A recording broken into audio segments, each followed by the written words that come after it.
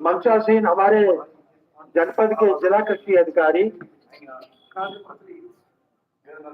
साथ में एसडीओ कोल एवं हमारे कृषि विज्ञान केंद्र के वरिष्ठ वैज्ञानिक डॉक्टर अशरफ अली खान एवं हमारे साथी डॉक्टर के डी दीक्षित साहब, भूमि संरक्षण अधिकारी मैडम एवं सभी सम्मानित मंच एवं मेरे किसान भाइयों एवं साथियों,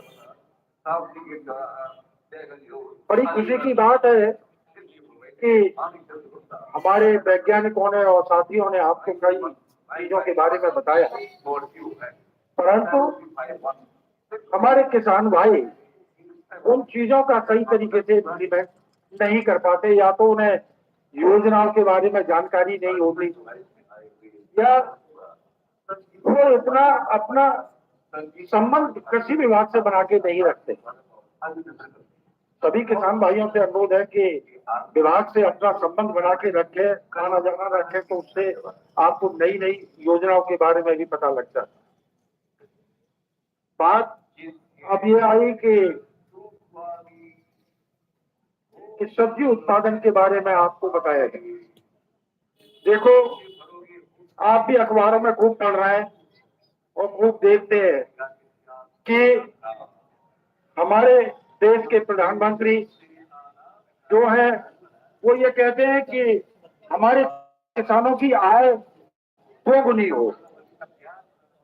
दोगुनी कैसे हो? कम लागत आए,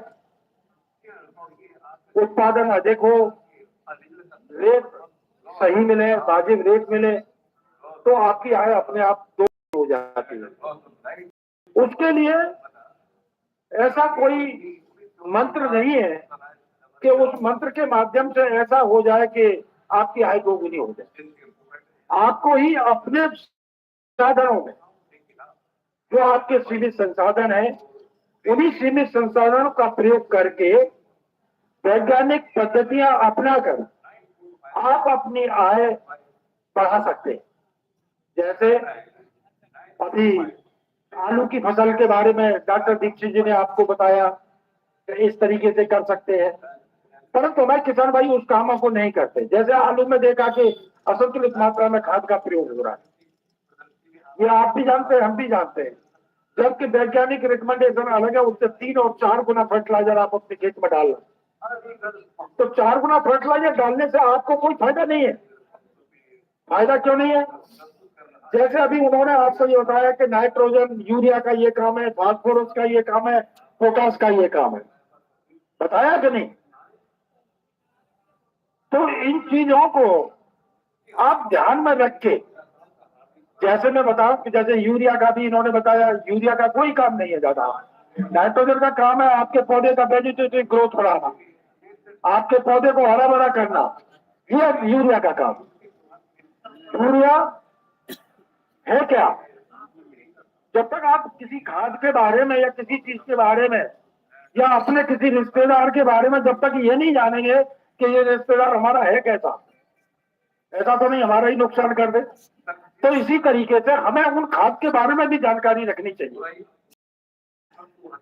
जो है नाइट्रोजन, ये चलायमान और घुलनशील है, आप समझे? घुलनशील, हमारे जितने पौधे हैं वो जमीन से जितना भी खाद लेते हैं वो घुलनशील अवस्था में लेते हैं। और दूसरा चलायमान है, बखेर के खेत में डाला और वो घुल के आपके पौधे की जड़ के पास आ गया और आपके पौधे को वो खाद मिल गया। ये नाइट्रोजन यूरिया का काम है। अब दूसरा खाद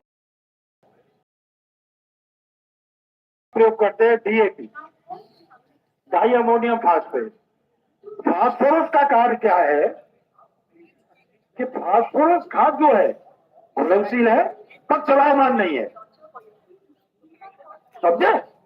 घुलनशील तो हमारे पौधे लेंगे पर ये चलायमान नहीं है। चलायमान जहां डालेंगे वहीं रहता है और पौधे की जड़ जब इसके पास आती है तो ये उसे लेता है और हमारा पौधा भोजन के रूप में उसे ग्रहण करता है।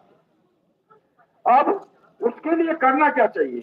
करना ये चाहिए कि आप जितनी भी बुवाई करते हैं, ज्यादातर देखता हूं किसान बिगड़ सीड ड्रिल की बुवाई कर रहे हैं,